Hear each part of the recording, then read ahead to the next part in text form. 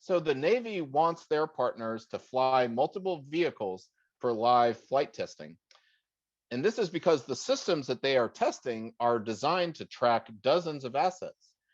For most of these tests, some number of real vehicles are joined by many more virtual assets. And these exist only in the testing environment.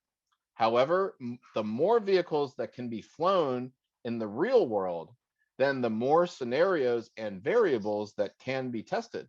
Now, this raises the level of complexity and also the number of pilots and engineers that are required.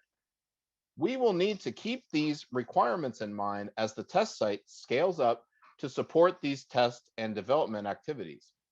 Establishing detailed requirements with the Navy has been one of our greatest challenges in terms of managing government projects. Having some understanding of the technical aspects involved does help with planning these projects. However, since so many of the related technical fields involve deep specialization, we really need to rely on our pilots, our engineers, and our researchers for the necessary inputs.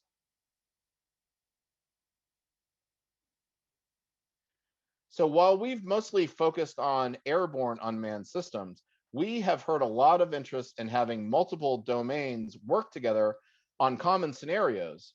In one example, an airborne asset communicates with a surface boat, and then the boat communicates with a diving vessel. The diving vessel requests some video data on some object of interest at some location on the river floor. Okay, so designing and testing such a scenario raises the complexity level.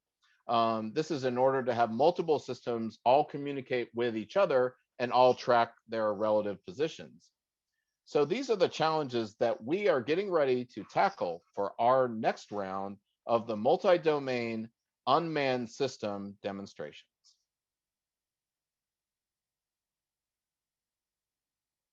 So one upcoming development that will help with our multi-domain unmanned systems efforts is right down Airport Road from our office.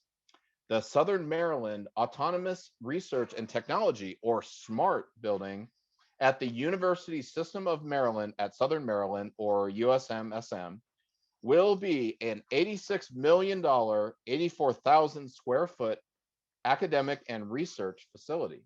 It's scheduled to open in fall of 2021, not very far off at all. The innovation half of the SMART building will feature a massive unmanned autonomous systems, or UAS, research facility, which will include sea, air, and land capabilities.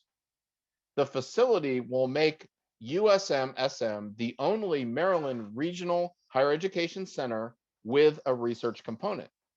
This research component was created through a partnership with the test site. And this arrangement will greatly increase our capacity to manage autonomy projects.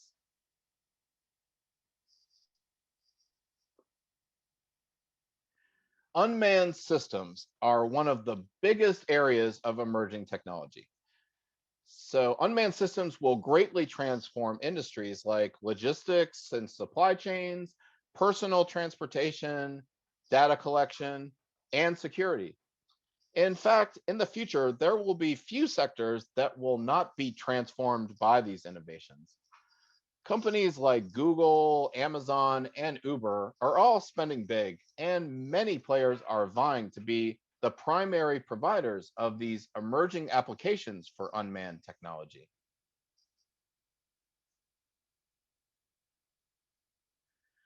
It can be daunting to survey this landscape and then wonder, what part will the UMD UAS test site play in all of this? However, as a facility that's focused on unmanned technology, we have the important capabilities and resources to play a key role in advancing the adoption of unmanned systems in new areas. With support from University of Maryland and with our crucial partnerships in academia, in government, and in private industry, of course, the University of Maryland UAS test site is well positioned to continue thriving and staying relevant in this booming field.